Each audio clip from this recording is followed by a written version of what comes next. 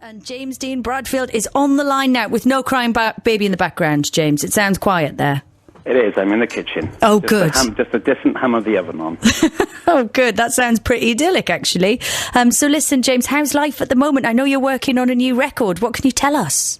Yeah, well, at the moment, we just came back from Berlin. We've been in Berlin for 2 weeks. But before that, we're up to, we're well over kind of 20 tracks now.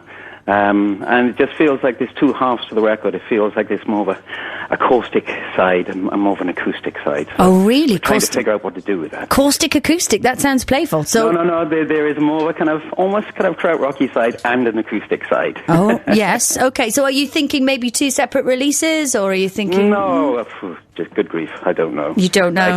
You'll have to talk to the Mekon, Mr. Nicky Wire, for any of the real plans. I will engage the Mekon. I'm going to tap into his frequencies. But while I have you, what kind of record has it been to make? So you said it's sounding like an album of two halves. How's the recording process been?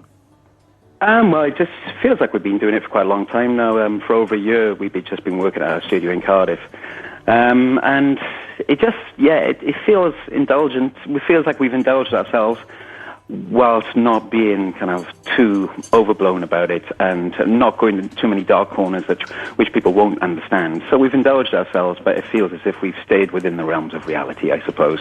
But it's been brilliant. I mean, I think Sean especially has been coming to the table with lots of electronic ideas, and he's been playing his trumpet again. And, good! And Nick's written a lot of tracks on his own as well. Uh-huh. And so it just feels as if, we've actually just all dug in, and we can actually, we can leave the room and let somebody else get on with it. It just feels like a real positive division of labour at the moment. Okay, so that's where you're at. When do you think we might be able to hear something? Have you thought that far ahead, or are you just we're just gonna have to wait and see?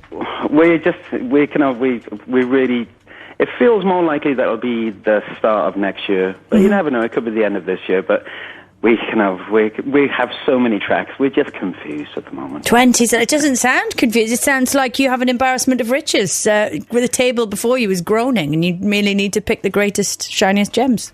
Well, it's a shoddy table. But it's kind of we went to Berlin, for 2 weeks to see if there was anything else floating around, because we've been, in Cardiff for the last year and a half or so.